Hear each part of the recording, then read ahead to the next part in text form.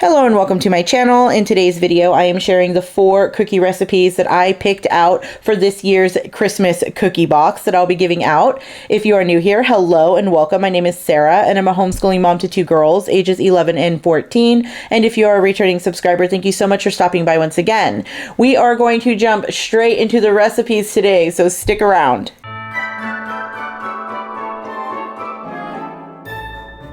These are the boxes that I chose this year, and these have worked really well for all types of treats that I've been giving out this holiday season. And I really love these little dividers that go inside of these boxes. They just work so well for so many different things.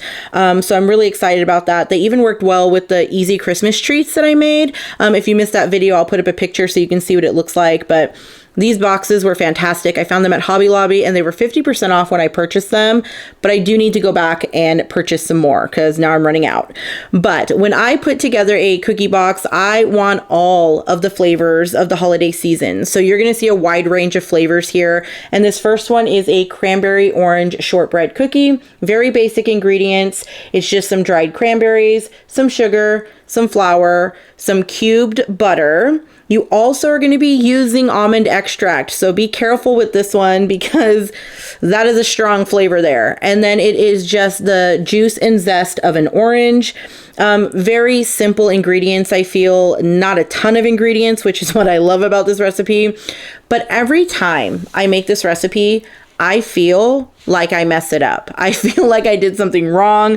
And it's because this dough is on the drier side. So I always feel like I forgot an ingredient, but I just need to give it time. I just need to work the dough a little bit more until it really fully comes together.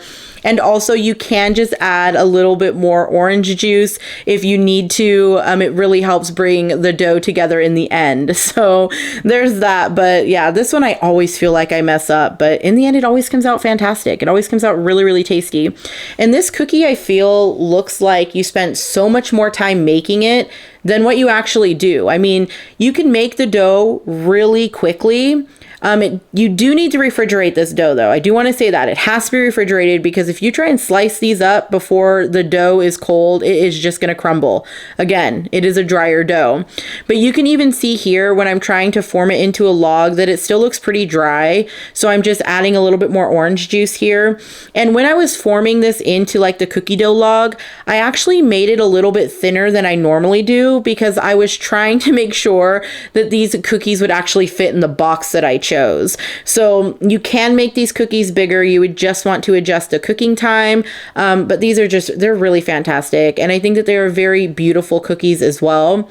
And again, I love to add in all the different flavors. So you're going to be seeing fruity flavors in here. You're going to be seeing peppermint, chocolate. I mean, you're going to be seeing gingerbread all throughout this video. And that's what I love about putting these together. It's just all of the flavors of Christmas. But you can see how easy this dough slices up once it's refrigerated. I mean, so easy. And again, very beautiful. Super easy to put together. Now, this next one is a soft and chewy gingerbread cookie. This is all really simple ingredients as well. It's really hard for you to see what's in some of those. I'm sorry, but this is just some flour, ginger powder, baking soda, cinnamon, cloves, salt, sugar, butter, egg, molasses, and a little bit of water. Now, that seems like a lot of ingredients, I know, but it is a gingerbread cookie. You need all those spices. I feel like this recipe has the perfect amount of spice to it. I love this one so much.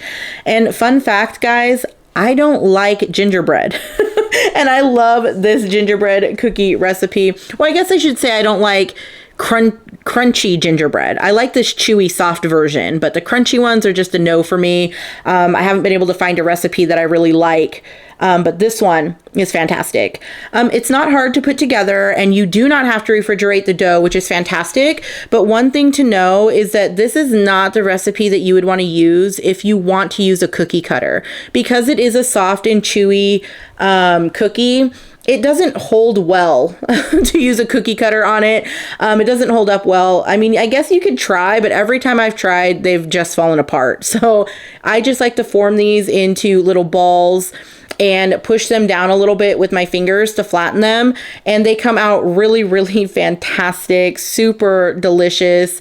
These are so good, but again, not a cookie cutter recipe, but honestly, I kind of love that. Like if people tell me I need cookie cutters or like if I need to pipe something onto a cookie, I'm done. I'm not going to do that. I'm going to make it look rustic, I guess you can say, and try and like do it by hand. I do not like I don't like pulling out all the bells and whistles when it comes to cookies. I don't know why. I love seeing people do that. I just don't like doing it personally. With these ones, all I did was add a little bit of sugar on top and baked them on up. And there they are. They came out really, really good. Those are a really soft, like cakey, fluffy gingerbread cookie. So super yummy. Now this next one is a white chocolate dipped peppermint chocolate cookie. That was a mouthful. And again, really simple ingredients: flour, cocoa powder, baking soda, salt, butter, sugar, brown sugar, eggs, vanilla extract, peppermint extract, white chocolate, and crushed candy canes. So this one was really easy to put together as well. I did refrigerate this dough for about 20 minutes, even though it didn't really say you had to. I just found that once I got the dough together, it was a little bit on the sticky side. So I refrigerated it just to help me, be able to form the cookie. But these were amazing. This was life-changing. This was a life-changing cookie to me. I am a huge fan of chocolate and mint. These were just so good. I mean, I actually have to make another batch because my family and we've already eaten half of this batch that you're watching me make. So I actually need to make more to add it to my cookie box because these were so good. And what was great about this recipe too is that if you don't want to dip this cookie in the white chocolate and put the candy cane on it, the peppermint extract goes into the dough. So even if you don't want to do those extra steps, you can still have an amazing, delicious cookie without the white chocolate and the crushed candy canes. They came out so good. In fact, my younger daughter actually preferred the cookie without the white chocolate on it. So these were just so good. This was my favorite cookie that I made this year. It was the first time that I made this one, by the way, guys. First time. Amazing. Love it. We'll never skip a Christmas with these cookies. This is how they came out, and they do, as you'll see in just a moment, they do flatten up a little bit. But what I noticed when I made the first batch, I made them so big, they didn't fit in the cookie box. So I had to make the second batch a little bit smaller. But all I'm doing here is I'm just dipping half of the cookie in the white chocolate, and I'm just going to sprinkle on some crushed candy canes. These cookies were beautiful. I felt that they were just so professional looking. And when I bake more for how it tastes opposed to how it looks. And these were just beautiful inside and out, guys. These cookies were so good. Now, these next ones are very similar to the last ones, only instead of a chocolate cookie, we're going to use a sugar cookie. So this is a white chocolate dipped peppermint sugar cookie. These were really good as well. I just feel like nothing can top those last cookies I showed you, those peppermint chocolate ones. They were amazing. I can't stop thinking about them or talking about them. But again, this one has really simple ingredients. It does have flour, baking soda, salt, cream of tartar, sugar, butter, egg, vanilla extract, peppermint extract, white chocolate, and crushed candy canes. I almost forgot to show you the eggs right there. Now for this one, again, it came together beautifully. It was simple to put together. I only refrigerated the dough when I was baking up a batch of these cookies. So I'd like pop the remaining dough in the refrigerator until I needed to make some more. When I was first putting these cookie boxes together and I was trying to come up with the recipes I wanted to use, I was a little bit concerned about adding in 2 different peppermint cookies.